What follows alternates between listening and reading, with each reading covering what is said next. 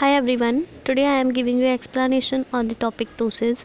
This is the ptosis part 1 in which I'll only cover the congenital ptosis. Let's move to the description. Basically defined as the drooping of the eyelid.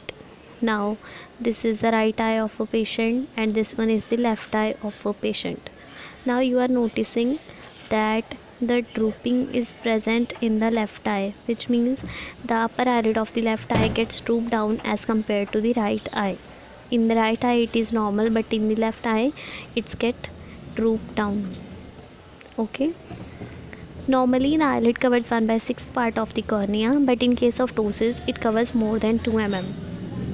Now the normal eyelid covers only 2 mm of the cornea. Okay, but in case of ptosis it covers more than 2 mm.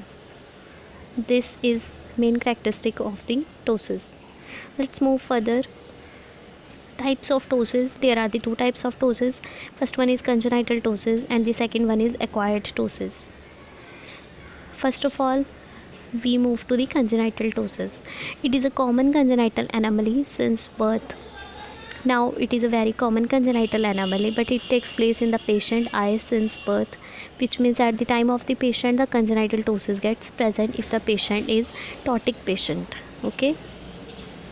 Next one is types of congenital ptosis. Now there are the two types of congenital ptosis. First one is simple congenital ptosis and second one is congenital synkinetic ptosis. First one is simple congenital ptosis. It is not associated with any other anomaly. This is the first condition of simple congenital ptosis, but in some cases it is caused by the weakness of a superior rectus muscle. Now different types of muscles are present in our eye. This one is the superior rectus muscle. Due to the weakness of the superior rectus muscle, the congenital ptosis occurs. Next one is a part of blepharospasm syndrome comprises of. Sometimes it is caused by the blepharospasm syndrome, which consists of the following three conditions. First one is congenital ptosis. Now this is the image of a blepharospasm syndrome. Okay, sometimes it is syndrome and it consists of the three conditions, and the first condition is the drooping of the eyelid. Now this is the drooping of the eyelid is shown and it takes place in the both eyes, which is the first condition of the blepharospasm syndrome. Now second condition of this syndrome is epicanthus inversus, which means upward fold of the skin of the lower eyelid near the inner corner of the eye. Okay, now these are the inner corner of the eye. Here the upward fold of the skin takes place at the lower eyelid. Okay, fold of the skin is seen at the lower eyelid. This was the second condition of the blepharospasm syndrome.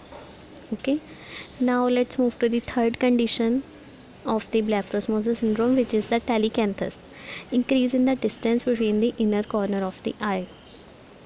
Now these are the inner corners of the both eyes. This distance increases as compared to the normal eye. These were the three conditions of the blepharospasm syndrome. First one was the drooping of the eyelid, second one was the epicanthus inversus, and the third one was telecanthus. Let's move to the next type of congenital syndrome, congenital ptosis, which is the congenital synkinetic ptosis.